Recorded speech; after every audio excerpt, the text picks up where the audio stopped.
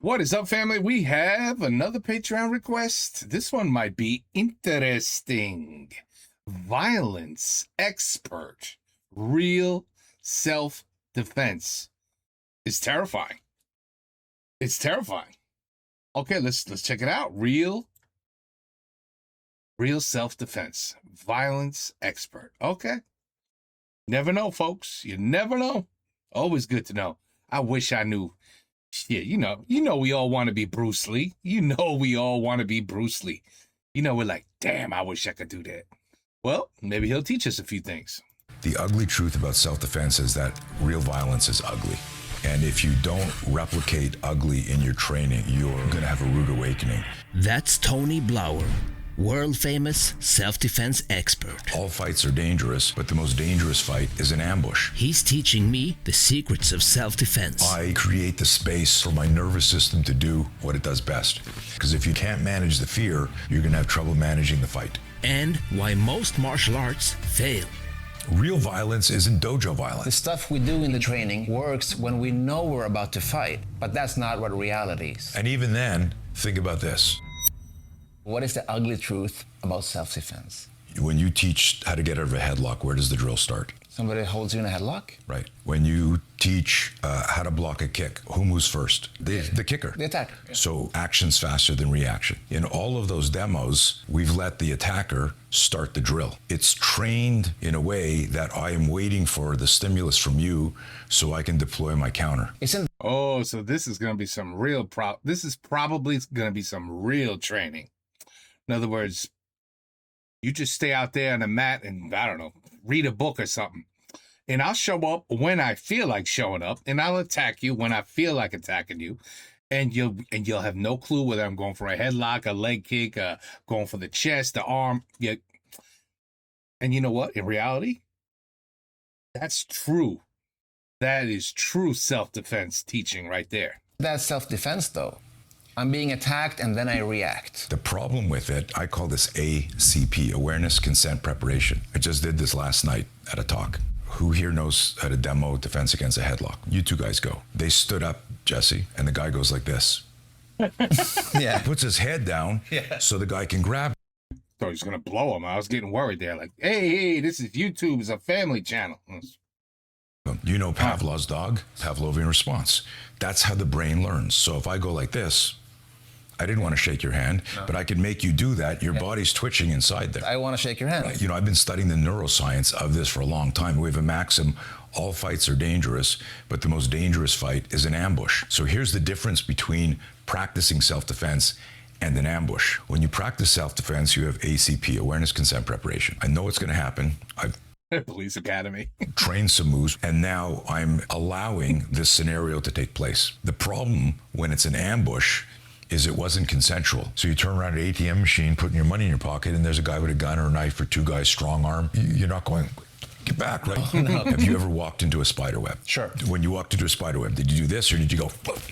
Something like that. Yeah. That's a startle flinch. A startle flinch. Startle flinch. So it's part of the body's survival system. A lightning fast gesture, the eyes close, the head move, the shoulders come up, the hands come up. Like if somebody throws something at you. So the brain startles, the body flinches. You need medical grade equipment to measure the speed of it. Muhammad Ali, best boxer in the world. He's on a talk show where they had this comedian named Freddie Starr. He's high on coke and he's talking. He goes like this, Muhammad, let me tell you the story. And he tells this long 2-minute story and he's lowering his voice and Muhammad leans in to hear him. And the guy goes, whap, and he fires a jab at Muhammad Ali. And Ali goes, whoa. When I tell martial artists and train people, you will flinch, they're like, bullshit. They cross their arms wrong and they go and flinch. I've done my 10,000 reps. I've trained. No one wants to be on the cover of Black Belt magazine like this. Right? And I'm glad you laugh because I make this joke when I'm teaching. I go, I get it, but you flinch when your situational awareness has been compromised. And he's trained not to flinch. He fought Kenny Norton with a broken jaw, George Foreman, Joe Frazier, the best of their generation. And if Ali can flinch, why the fuck can't you flinch? Your flinching is your actual backup. Someone goes through a car windshield in an accident, they're not wearing a seatbelt. Guess where there's always trauma? Oh, forearms. Guess in every knife attack, where there's always trauma? Forearms. Motorcycle accident. Forearms. Right? We have all these like sports pictures where a baseball is going into the crowd or a football or a broken bat, and you see everyone doing this. I was once trying to light an element that had propane gas It was on and the match wouldn't light. And I was like 11 years old. I didn't know anything about, like, this propane is still leaking. And it finally sparks. The thing went Poof. Yep. Yeah. and my arm here just red like a carpet burn. But that stopped my eyes from getting fucking burned. We had, this is crazy and it sounds like bullshit. Remember the Boston Marathon bombing? One of my students was in the building and he was rendering aid to people. He calls me from the station, from the scene. He says, Coach B, there's a woman here that I'm helping who has a water bottle wrapped around her forearm. That's a startle flinch with fucking plastic coming in there. Are you saying we should repurpose this move for self-defense using maybe our martial arts skills and combine that with this fear response? You're not repurposing it because you have no choice. Your body's going to do it. What we're doing is we're recognizing what is instinctive to our survival system, hardwired through our nervous system. We know it's faster than cognitive thought, and we're not repurposing it. We're integrating it.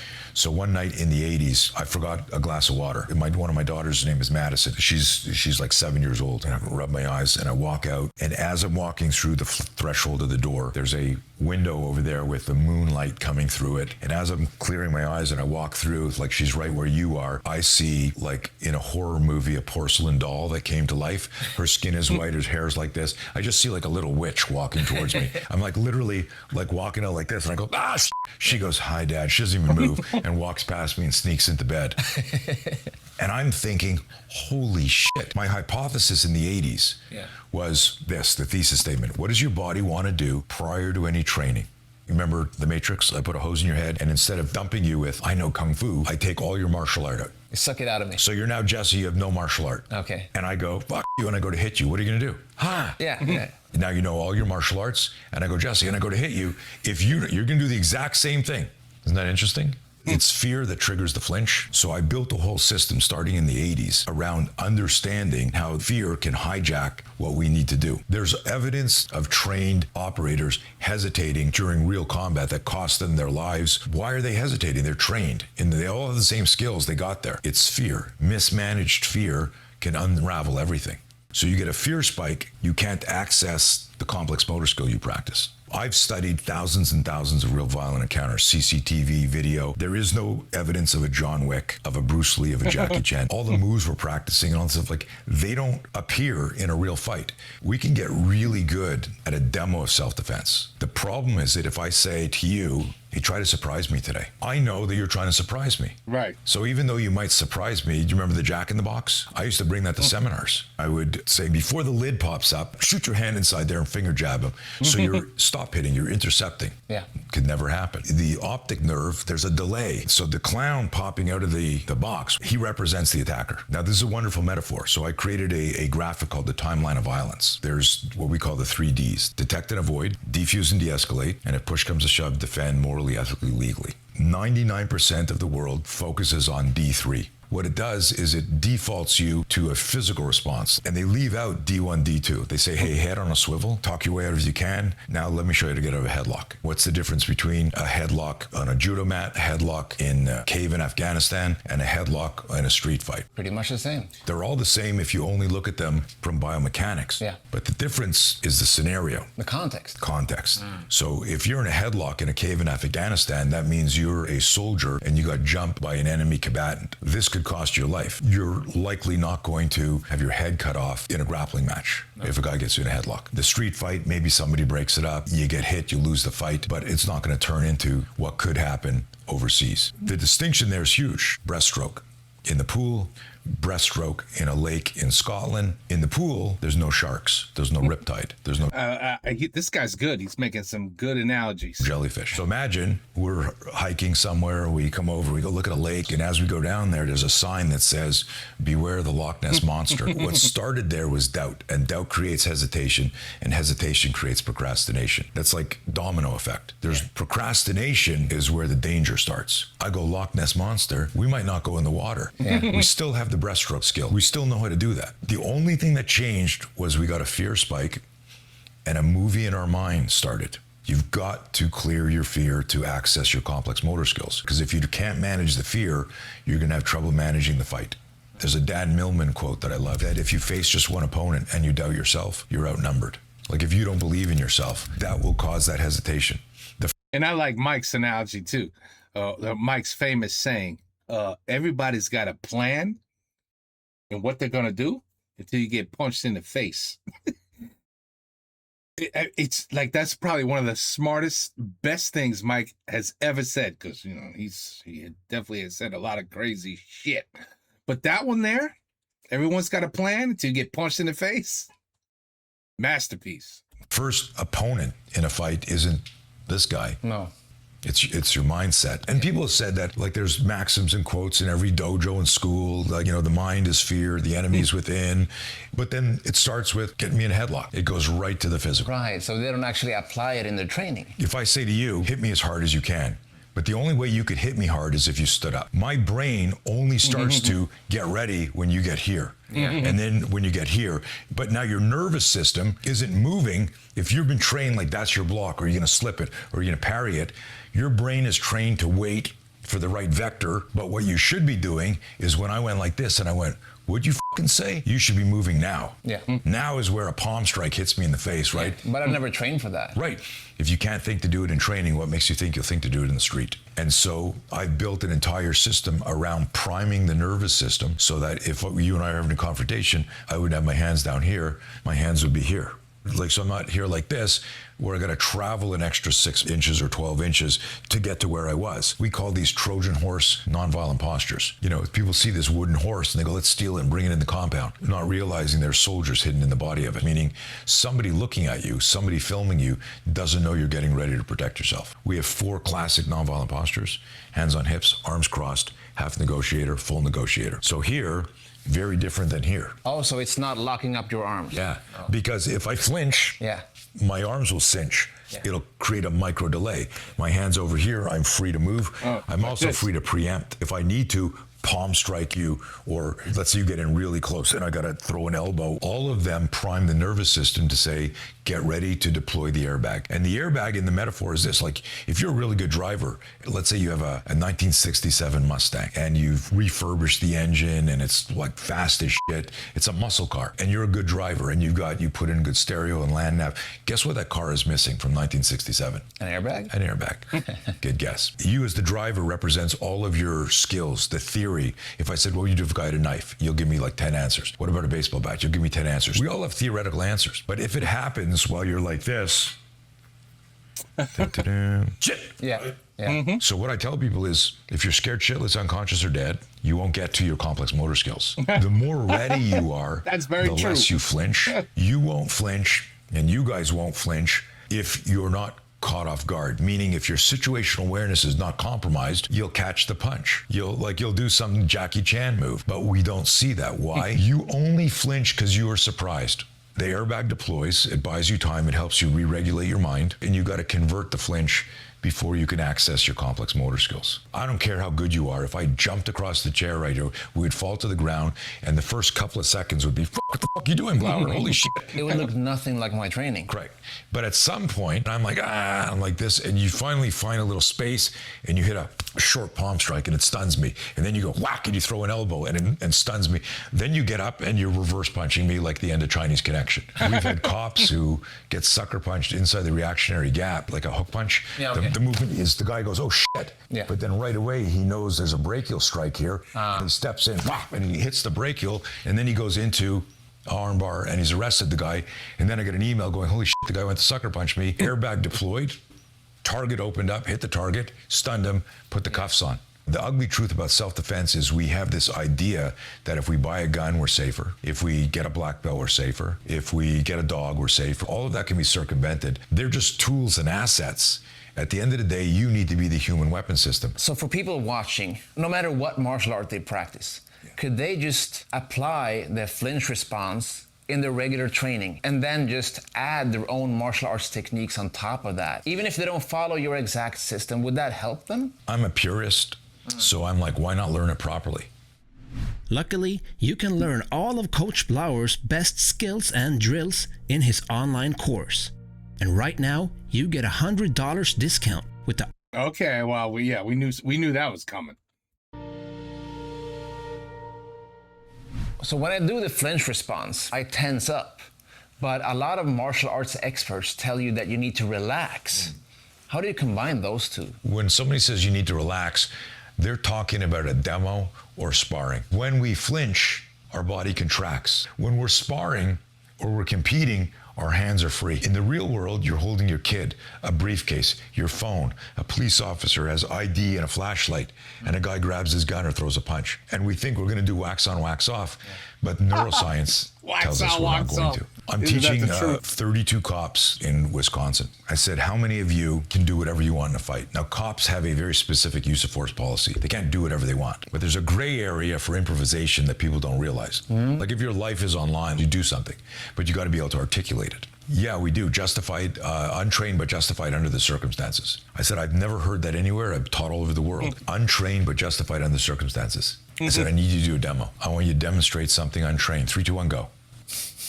I go, demonstrate something untrained. If I were stabbing or shooting or tackling you, you kind of f***ed right now. So if I said to you, demonstrate a reverse punch, your brain at blinding speeds downloads the right neuromuscular communication, and it goes, yeah, and it fires the punch. If I said demonstrate a reverse punch, and what the hell's that? And I hit you, you don't go, you go fuck, and then you hit me. So you're saying the stuff we do in the dojo, in training, works when we know we're about to fight, but that's not what reality is. Correct. Yeah. And even then, think about this. I know you've been training like since you're a kid. Your parents taught you and you're training. And everybody here, if you love martial arts, you're following Jesse's channel. Think about the first time you went to spar, how scared you were. And then you got comfortable with it. Now think about now you got some tools and you're sparring somebody who's new and they're scared. Your energy was this. Come on, you're okay. Keep your hands up.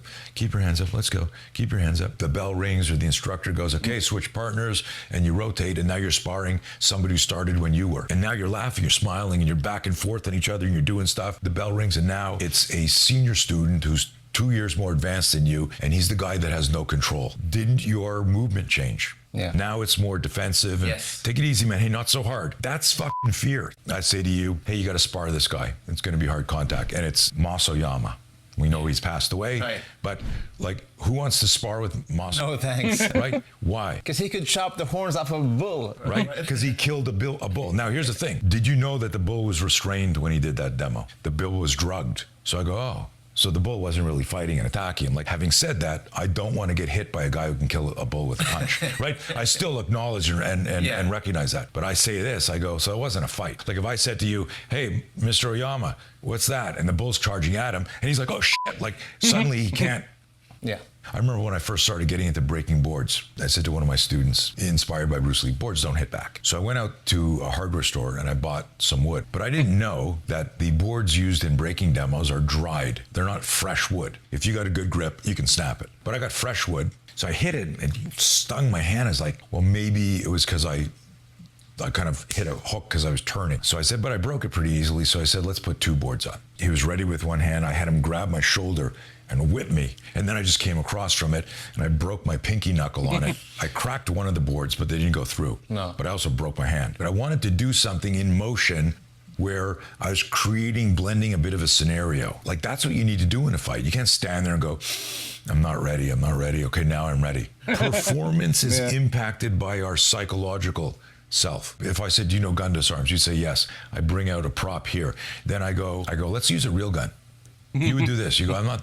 No. If you can't even train with a real gun, and guys, I'm using this as a joke example, do not fucking train with a real gun. But at the same time, we'll say to a student, if somebody tries to kidnap you, I want you to do this. Do you understand, like the contradiction? Now, it's a conundrum because you can't train with a real knife. That's stupid, and you can't train with a real gun. So what do we do? You practice managing fear, and then you reverse engineer the training, because the literature online is fight, flight, freeze, and then language like fear spike equals arousal, heart rate goes up, complex motor skills go down, and I'm like, and I'm not trying to make fun of it. It's important. But it's theory. But it's not just theory. It's factual, but it's post-mortem. It's after the fight. In the fight, we have a voice in our head that's saying, oh my God, I'm gonna die, or why isn't this working? If you Google right now the definition of self-defense, 99% of them will say something like the physical act of protecting your property or your life. But there's no mention of awareness. There's no mention of de-escalation. Why wouldn't you want to learn the 3 seconds? But that's the moment. That's D1 and D2. Detect and avoid, diffuse and de-escalate. If you walk into an elevator and the doors close and 2 guys walk in and they kind of look at you, you're trapped. Here's the thing that people don't contemplate is they go, oh, well, I would just do this. That's D3. That means the attack happened. You didn't avoid it. It's just a narrow definition. Yeah. So we change it. Our definition is the decision to choose safety when danger is imminent. I love that. And it's just semantics. Yeah. But it, changes your mindset. Yeah, exactly. And I always tell people bad guys only want 1 of 3 things: property, body, or life. It's a short fucking list. Bad guys don't want 3 things: to get caught, to get hurt, for things to take too long.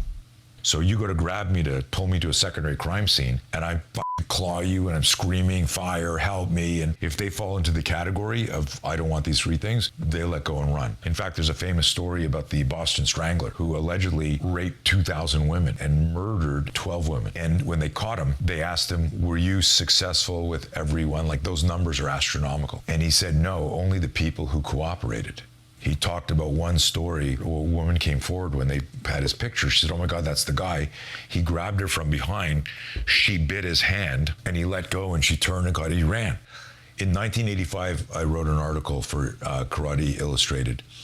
And I said this line in here: there are more people with no training whatsoever who successfully defend themselves through sheer will and indignation than there ever will be trained martial artists who get attacked and successfully defend themselves. And that's kind of sad. It also speaks to our resilience and our ability to fight without training. You're already a human weapon.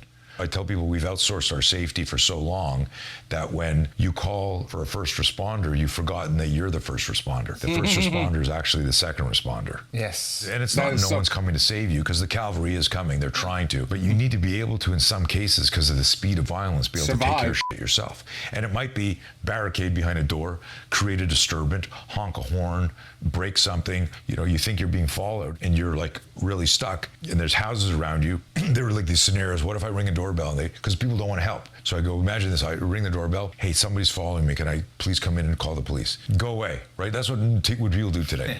I go pick up in the front of my house. There's rocks and throw it through my window. The window breaks. What's the homeowner going to do? Call the cops. Call the cops. Yeah. Don't you fucking move. I'm calling the cops. Thank you. That's what I was trying to do. Pay for the broken window instead of being raped and murdered. It's just giving people different things to think about besides a karate chop on the side of the neck. I teach self-defense like a paramedic would teach first aid. It's not heart surgery. It's not brain surgery.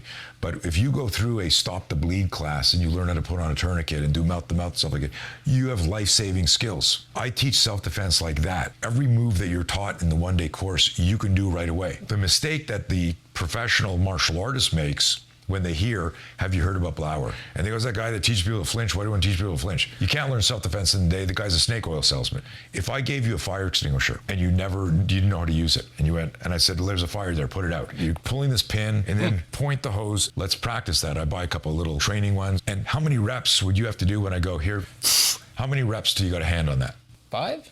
Yeah, maybe 1. Yeah, I'm a slow learner. Right, but I appreciate the joke. But do you want to get a black belt in fire extinguisher? Well, what you're going to do is I'm going to give you a fire extinguisher, and you're going to do fire extinguisher kata. Fire here, fire here. You're probably going to say, I'm good. I think I got it. Yeah. Where should I keep it in the house? That's important. What size should I get? You could learn all that literally in an hour, but that doesn't make you a fireman. Right. Exactly. Right? If I say to a boxer, a jiu-jitsu player, a karate expert, all martial arts, I go, can you learn self-defense in a day? All of them consider what they do a self-defense option. Right. Like if I said to the boxer, could you defend yourself? You go, yeah, I can hit him with a liver shot and uppercut, he's done. And it's true, you can use that stuff in self-defense. But what hasn't been contemplated is the scenario impact and the scenario influence. So what happens is we create a romantic relationship with our martial art. You have any siblings? Yeah, brother. Okay. Your brother's wedding, and it's an estranged uncle who's got a drinking problem, and everyone knows it's crazy Uncle Bob, and he's drunk, and he knows you're a martial artist, and you came over to him and said, hey, Uncle Bob, you've had enough to drink. And he grabs you and goes, what are you going to do, Mr. Martial Artist?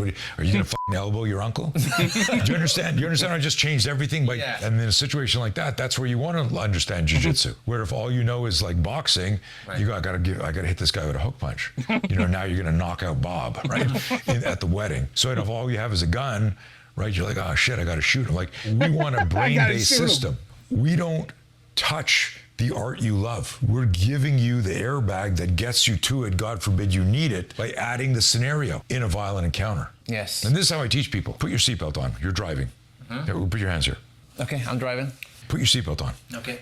Faster, there's a cop behind you. He's going. You just did a horizontal elbow. Okay. Yeah. If I'm in front of you choking and I go, put your seatbelt on fast, and you go, and the guy's face is there. So the new student is afraid they don't have the right amount of reps. Are they going to do it? I tell people, you've got the range of motion, the kinetic chain, the neuromuscular communication to elbow the fuck out of somebody. But this is my first day. I haven't even learned the elbow. How did you get here? You drove. Did you put your seatbelt on? Right? Yeah. You've done the elbow. Did you ever scratch your back? You fucker, itch. You can do a vertical elbow. Oh, okay. Did you ever put your foot up on a chair and tie your shoe? Yeah. That means you have the range of motion to knee somebody in the fucking balls. Yeah. Right? Have you ever picked up a watermelon or a melon to check if it's ripe? I can grab your head and I can gouge your eyes. Yeah, okay. Yeah. So you're saying we already know self-defense. So you know the movements that can be used immediately at extreme close quarters. What's missing is, can I turn on aggression? Can I manage my fear? Yeah. That's our art. Let's say you're in a tournament and this guy nails you with a back kick. You know, like, I'll tell a real story. With this guy, Diaz, he was a SWAT team leader for Tampa PD. He was also in the police Olympics for Taekwondo. And he comes up to me and he says, and I want to see if you can try to see if you're paying attention. Coach Blatt, I got a question for you. I am competing in the Taekwondo Olympics this year for the police Olympics. There's a guy, my nemesis, and we always end up in the finals. And it's like, he wins 1 year, I win 1 year, he wins 1 year. I said, let me ask you a question. Who's supposed to win this year based on your flip-flop? He goes, well, this is the year he's supposed to win. What is the problem, Jesse? It creates doubt and hesitation. Yeah, well, right now he's started the move. It's already in his head. I'm probably going to lose. In his mind that this is the year he loses. How can you hit a flow state and perform at a world-class level if walking to the fight, you're going, this is the year he wins usually? Self-fulfilling prophecy. Yeah, if you face just one opponent and you doubt yourself, you're outnumbered. I said, don't even show up, man. You're going to lose unless you're happy with silver. He goes, what do you mean? I go, well, you told me this is the year he wins. And he's like, fuck. I go, you're in the fear loop right away. That's how powerful fear is. Yeah. Now I want to know, did he win after he talked to you? Yeah. Have you ever injured yourself weightlifting? Deadlifting. Deadlifting. Yeah. So get this. Before the deadlift, did you have a bad feeling about the lift? And I promise you might not remember now, but I guarantee you did. You, just as you were picking it up, you went, I was a little too fast. I didn't set properly, or didn't arm my feet in the right place, or I didn't warm up properly because I'm in a bit of a rush. There's always, I say, intuition whispers in our ear, and then our arrogance or our stubbornness or our ego says, I got this. I would get hamstring injuries every time I'd run. And I'd start the run by going, I hope I don't get a hamstring injury. That's intuition saying, you dumbass, go warm up your leg. Yeah. Your intuition that every victim of violence who lived to tell the tale said they had a bad feeling. If you study any violence and it's a good interview, they will say, I knew something was wrong, something was off. So trust that feeling. You have to. You choose safety. Remember do you remember our definition, the new definition? The decision to choose safety when danger is imminent. So imminence starts with energetic pre-contact cue. You know what a pre-contact indicator is, or pre-contact cue? Just watching you, body language. So if I went like this and we were talking and you saw me do this with my hand. Clench your fist. Right? Yeah. So a guy's standing here like this and he turns like this and then the hand comes down and does that, or he moves his sleeve, or these are all pre-contact indicators that the guy's getting ready to do something. If I say, what's your favorite move of all the things? Like when you spar, what's the move you know you can always get in? Sidekick. Sidekick. So you love the sidekick. You love drawing people in. People don't notice when you pull your gi up and get ready to go. Do you do that? No, because it's the Seishin gi, my own brand. So yeah, nice. So I used to back fist people in the face when they do this. Yeah. Because I knew when you got sweaty that you always did this when you're getting ready to kick. So I'd be here like this with the guy, he'd touch his gi and I'd back fist him there. And people would go like, man, you're so fast. How do you read that? And I go, I don't know, just lucky, I guess. That's a pre-contact cue, right? So you start to read this stuff there. I talk about energetic pre-contact cues because people have bad feelings. But they go, I must be imagining that. If you decide to choose safety and then you explore and nothing is wrong, you're still safe. But if you ignore it and something is wrong, you got a problem. You pay the price. Yeah. If you can manage fear, you can make decisions faster. And every market rewards speed. Real estate, business, relationships. Unfortunately, violence loves speed too. And the only Well, sometimes the woman actually doesn't like speed, in the bed. Not really good for relationships. I'm just saying, like he just said, even relationships, like, no, I'd have to disagree with that. No, a lot of times the speed actually pisses them off. Yeah. Just saying. I'm just saying. I'm just saying. The only way you can compete with the speed of violence is by improving your mind speed. And the only way you can improve your mind speed is to know fear. And study it and understand. Embrace it. Yeah. There are fighters dealing with fear right now. And the corner's going, come on, man. Come on. Don't you want to win? Let's go. Keep your hands up. Don't get hit so much. And I remember cornering one guy after the second round. I said, Sean, how are you feeling? He says, good, coach. I'm a little bit nervous. And I said, you're supposed to be nervous because the guy that you're fighting is going to try and kick and punch you in the face. So it's okay to be nervous. If you weren't nervous, I'd be concerned. And he goes, thanks, coach. Very different talk. We give people fortune cookies. That's the problem with coaching. No one says, what are you nervous about? So I said, what are you nervous about? He says, I can do 10 rounds sparring, but I keep thinking I've never done a 4-round fight. And I look at him and I go, can you do 2 rounds? And he's like, yeah, of course. I said, so just do 2 rounds twice. He won the title because of how we managed his fear. So all my fighters and the people around me, they're educated that they can always say, I'm fucking nervous. Fear isn't the enemy. Fear is just energy. And it can be used as fuel. I grew up terrified of fear. I hated it. I think most people are. They are. I was a competitive skier and I never won a race. And I was one of the best skiers. Started skiing when I was 3 years old. My family were famous like ski instructor or ski patrol. And everyone thought I was going to win. And I always wiped out. And they'd always go, man, you were skiing so hard. I was always at the fastest time, but I'd wipe out. I wiped out because I was so worried about letting down the team. I could never hit a flow state because I had the weight of fear on me.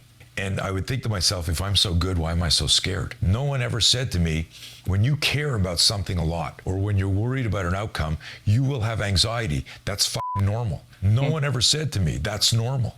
Mike Tyson used to cry and throw up before his fights. George St. Pierre, who I knew and at the school that I used to teach at, and he'd bow to me when he'd come in. He was like way before his UFC. But it came out now years, he'd say, I hated fighting. I loved the training. Every fight day he was terrified. The only fight that he wasn't ever afraid was when he fought Matt Serra and Serra beat him. And he jokes in the interview, says, maybe I should have been afraid of him. He was able to use fear to empower him. Yeah. But me as a kid, I thought there was something wrong with me because I had the fear. Because type A's and the world in general, we don't talk about fear. I was doing a seminar in Nashville many years ago, and I was trying to get more people to it. So I drove around to different dojos and martial arts schools. Said, hey, I'm Tony Blair. I'm doing a fear management seminar on Saturday. I go, do you teach fear management here? They all said yes. I said, like what? Like, what do you do? Well, when the students test, the senior students and the black belts are watching them, they get really nervous. Yeah. And I'm like, yeah, that's not teaching fear management. A lot of people think that they're coaching fear management by saying, come on, one more rep, let's go. Don't be a pussy, come on. And that could have the opposite effect. But it does nothing to resolve the movie in your mind. And so I say a lot of coaches are just cheerleaders. I've spent my entire life trying to make people safer, regardless of their martial art. And in many cases, I'm hated for that because it means for somebody who's not a conscientious professional is they've got to admit that there was a capability gap, there was something missing. We say, be careful what you practice. You might get really good at the wrong thing.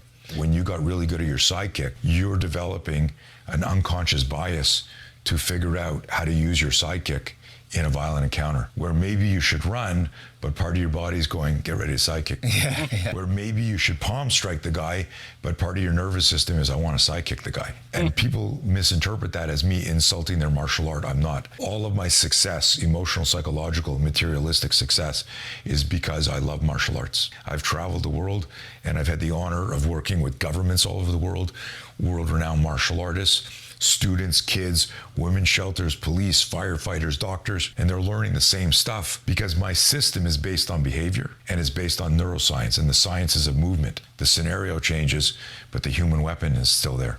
I love that. Well, thank you so much. It's been an honor. Thank you, man. Pleasure. I appreciate it. Thank you for this. That was good, man. That was some good information.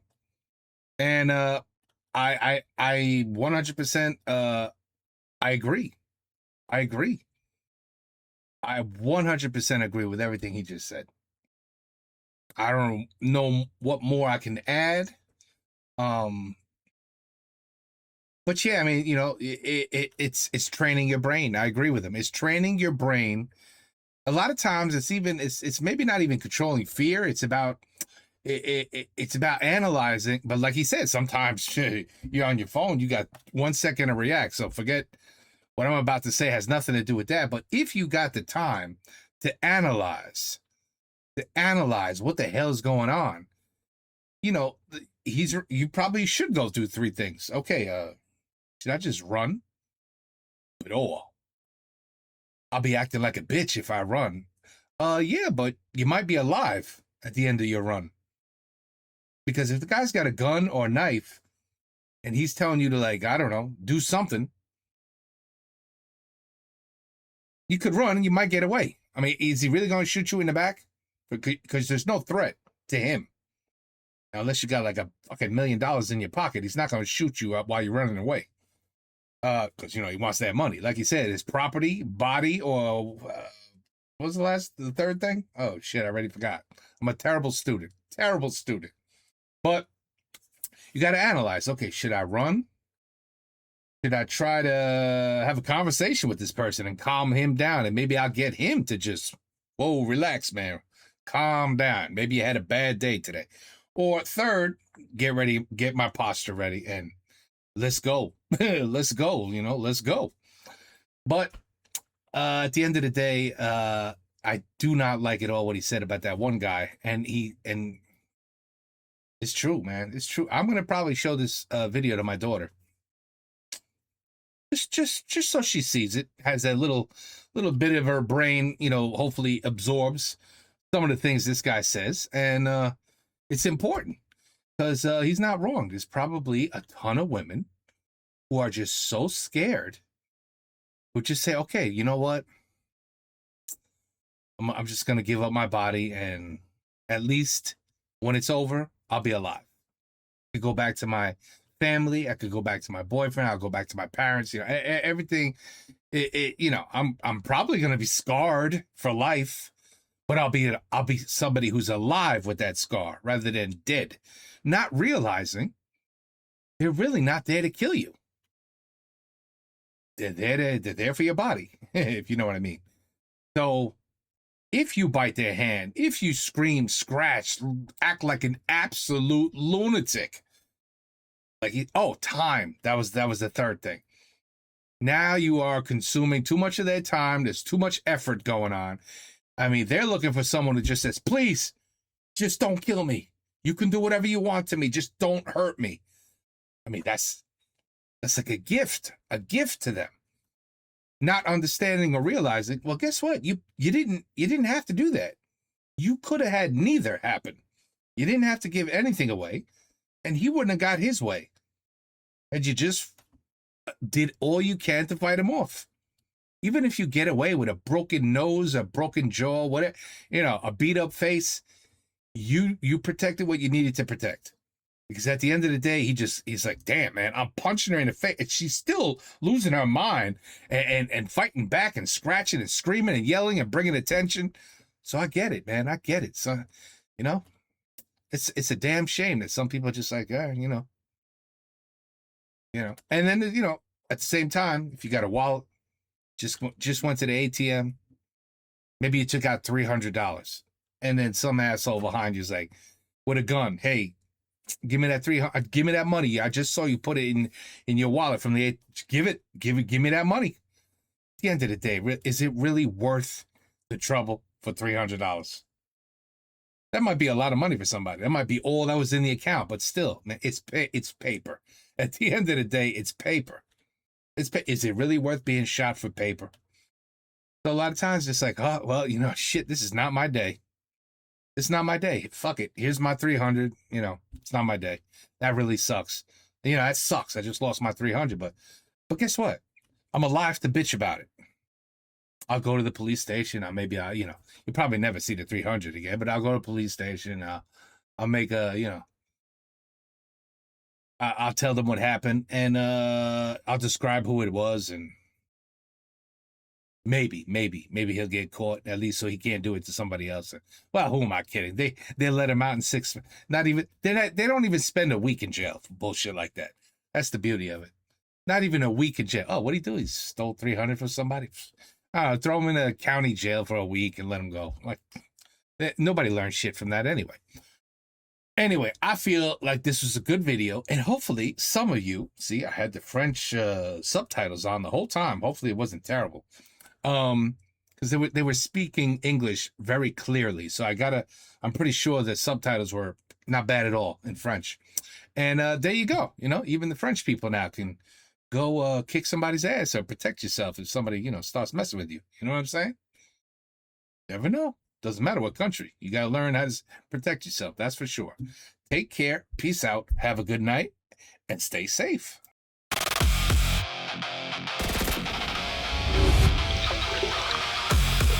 Je préfère un pétard.